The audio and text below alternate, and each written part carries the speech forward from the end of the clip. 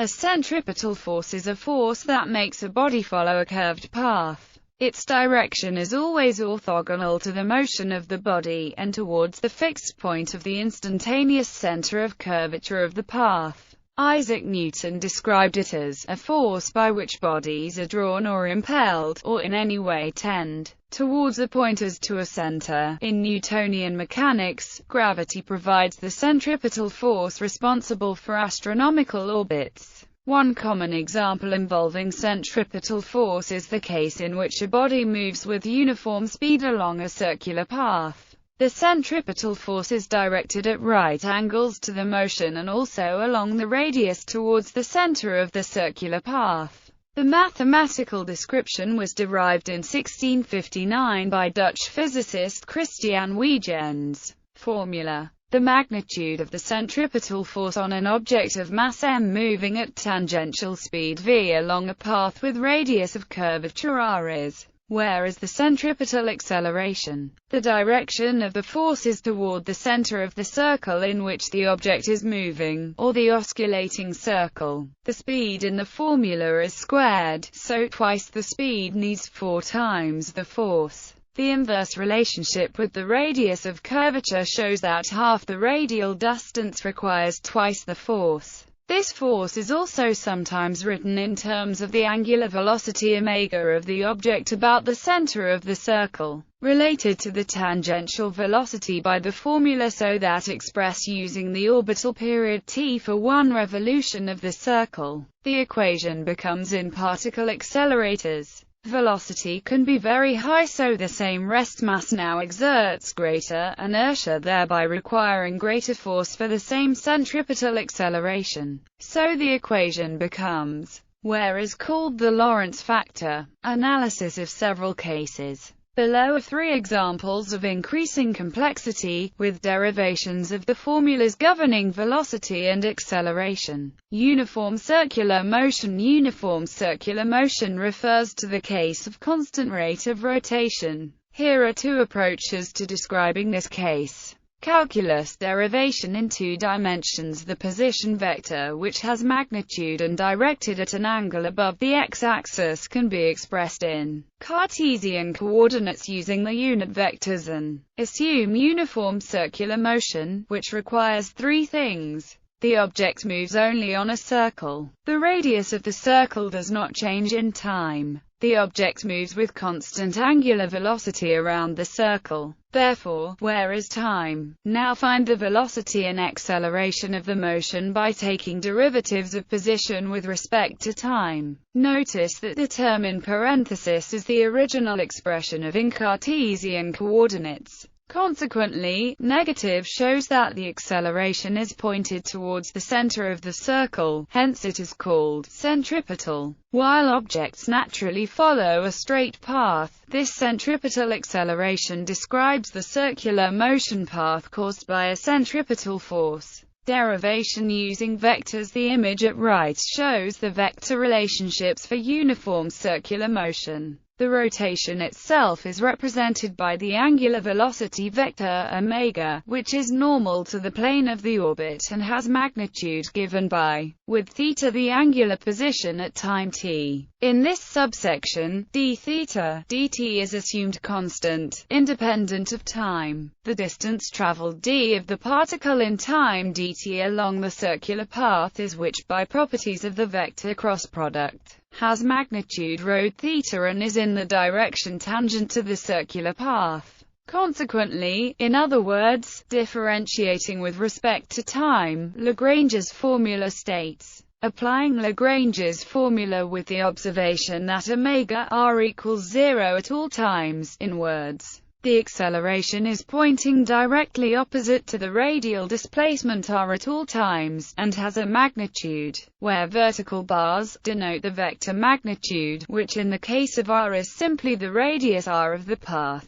This result agrees with the previous section, though the notation is slightly different. When the rate of rotation is made constant in the analysis of non-uniform circular motion, that analysis agrees with this one. A merit of the vector approach is that it is manifestly independent of any coordinate system. Example: the banked turn. The upper panel in the image at right shows a ball in circular motion on a banked curve. The curve is banked at an angle theta from the horizontal, and the surface of the road is considered to be slippery. The objective is to find what angle the bank must have so the ball does not slide off the road. Intuition tells us that on a flat curve with no banking at all, the ball will simply slide off the road, while with a very steep banking, the ball will slide to the center unless it travels the curve rapidly. Apart from any acceleration that might occur in the direction of the path, the lower panel of the image above indicates the forces on the ball. There are two forces. One is the force of gravity vertically downward through the center of mass of the ball mg, where m is the mass of the ball and g is the gravitational acceleration. The second is the upward normal force exerted by the road perpendicular to the road surface man. The centripetal force demanded by the curved motion also is shown above. This centripetal force is not a third force applied to the ball, but rather must be provided by the net force on the ball resulting from vector addition of the normal force and the force of gravity. The resultant or net force on the ball found by vector addition of the normal force exerted by the road and vertical force due to gravity must equal the centripetal force dictated by the need to travel a circular path.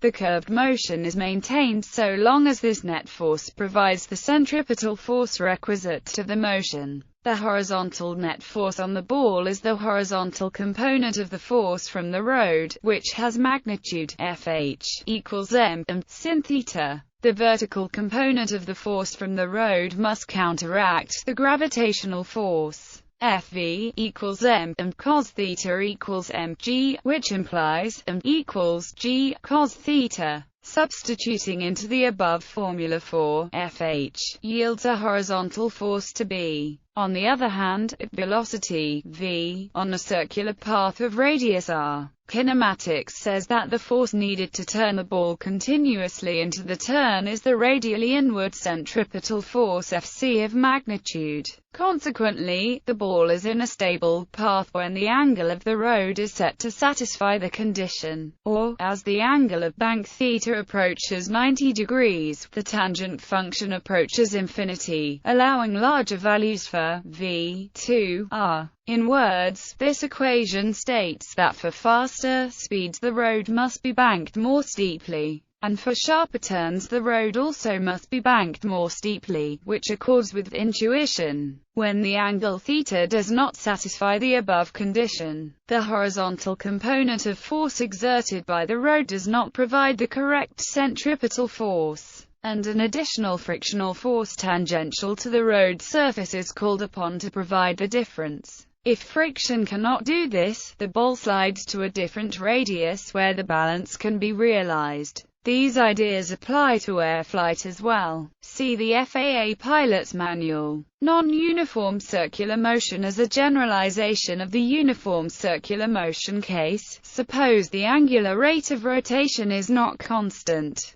The acceleration now has a tangential component, as shown the image at right. This case is used to demonstrate a derivation strategy based upon a polar coordinate system. Let R be a vector that describes the position of a point mass as a function of time. Since we are assuming circular motion, let R equals R, where R is a constant and is the unit vector pointing from the origin to the point mass. The direction of is described by theta, the angle between the x-axis and the unit vector, measured counterclockwise from the x-axis. The other unit vector for polar coordinates, u theta, is perpendicular to and points in the direction of increasing theta. These polar unit vectors can be expressed in terms of Cartesian unit vectors in the x and y directions, denoted I and j respectively. Equals cos theta I plus sin theta j and u theta equals sin theta I plus cos theta j. One can differentiate to find velocity. where omega is the angular velocity d theta, dt. This result for the velocity matches expectations that the velocity should be directed tangential to the circle, and that the magnitude of the velocity should be r omega. Differentiating again, and noting that we find that the acceleration, a, is thus the radial and tangential components of the acceleration r, and where v equals r omega is the magnitude of the velocity. These equations express mathematically that, in the case of an object that moves along a circular path with a changing speed, the acceleration of the body may be decomposed into a perpendicular component that changes the direction of motion, and a parallel, or tangential component, that changes the speed. General planar motion polar coordinates. The above results can be derived perhaps more simply in polar coordinates,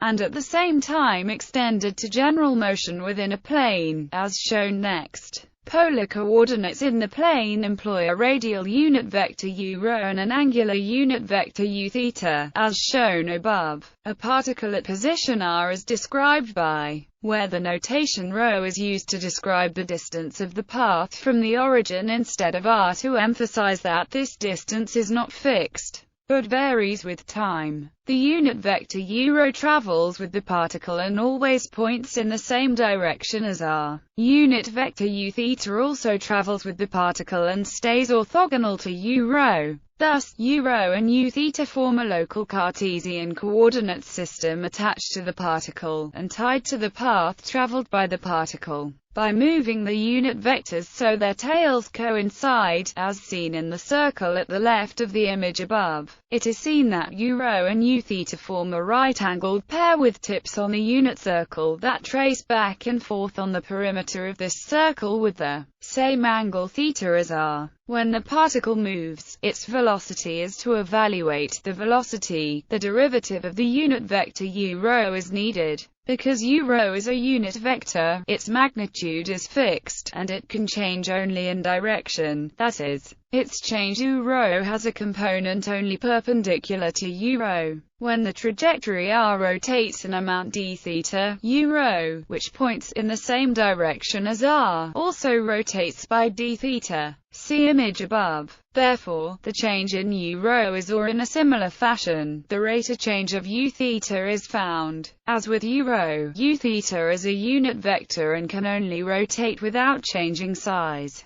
to remain orthogonal to u rho, while the trajectory r rotates an amount d theta, u theta, which is orthogonal to r, also rotates by d theta. See image above. Therefore, the change u theta is orthogonal to u theta and proportional to d theta. The image above shows the sign to be negative. To maintain orthogonality, if do rho is positive with d theta, then do theta must decrease. Substituting the derivative of u rho into the expression for velocity, to obtain the acceleration, another time differentiation is done. Substituting the derivatives of u rho and u theta, the acceleration of the particle is, as a particular example, if the particle moves in a circle of constant radius r, then d rho dt equals 0, v equals v theta, and where these results agree with those above for non-uniform circular motion. See also the article on non-uniform circular motion. If this acceleration is multiplied by the particle mass, the leading term is the centripetal force, and the negative of the second term related to angular acceleration is sometimes called the Euler force.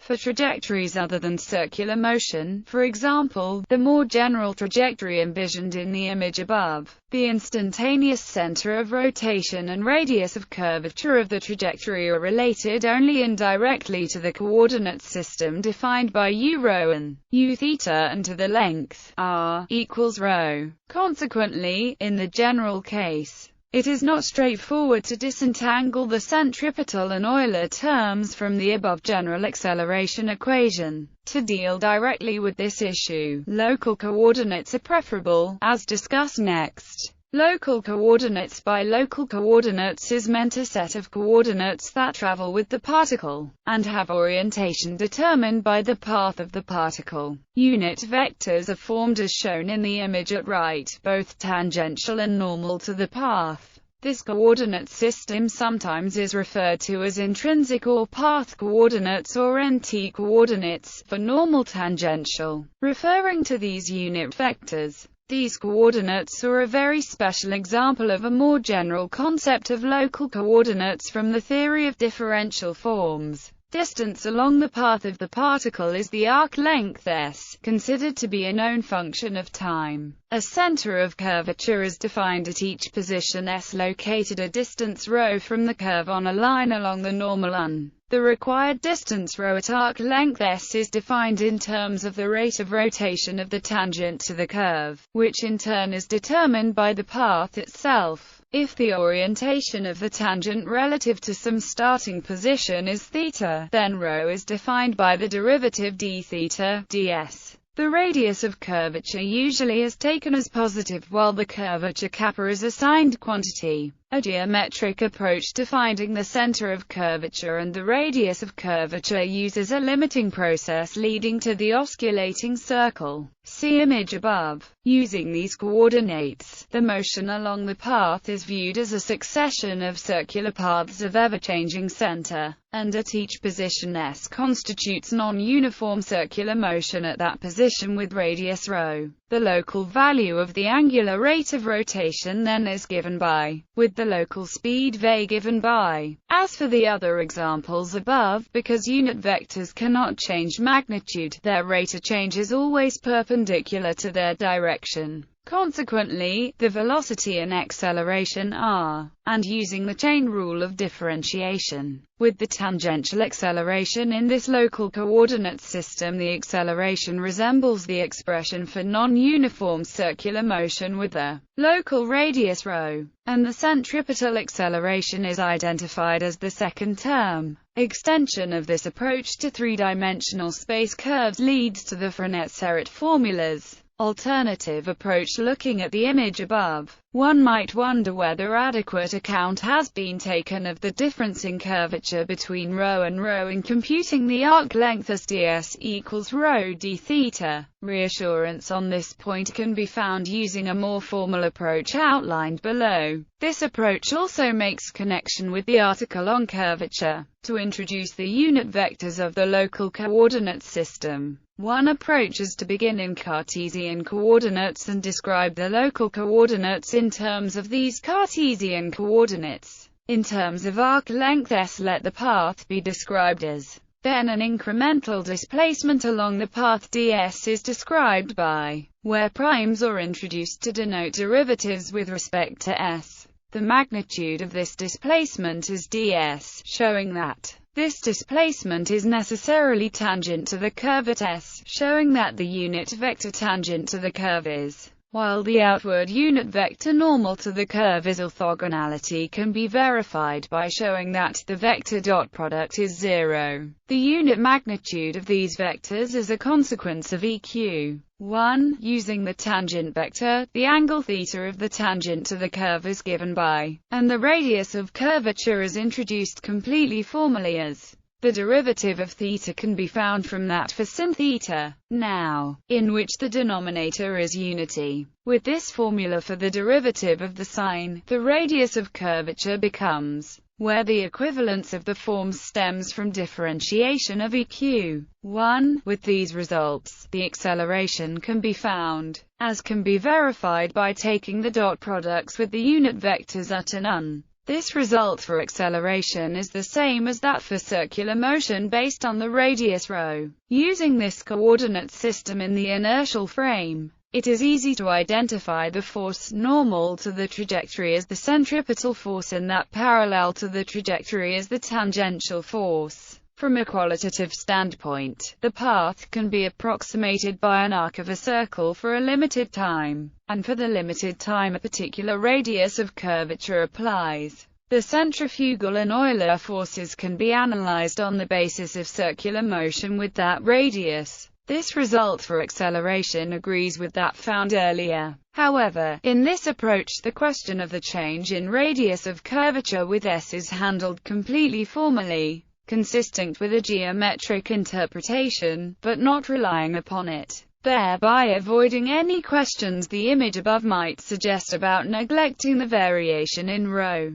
Example: circular motion. To illustrate the above formulas, let x, y be given as then, which can be recognized as a circular path around the origin with radius alpha. The position s equals 0 corresponds to alpha 0 or 3 o'clock. To use the above formalism, the derivatives are needed. With these results one can verify that the unit vectors also can be found, which serve to show that s equals 0 is located at position ρ 0 and s equals ρ pi 2 at 0 ρ, which agrees with the original expressions for x and y. In other words, s is measured counterclockwise around the circle from 3 o'clock. Also, the derivatives of these vectors can be found. To obtain velocity and acceleration, a time dependence for s is necessary. For counterclockwise motion at variable speed v, where v is the speed and t is time, and s equals 0,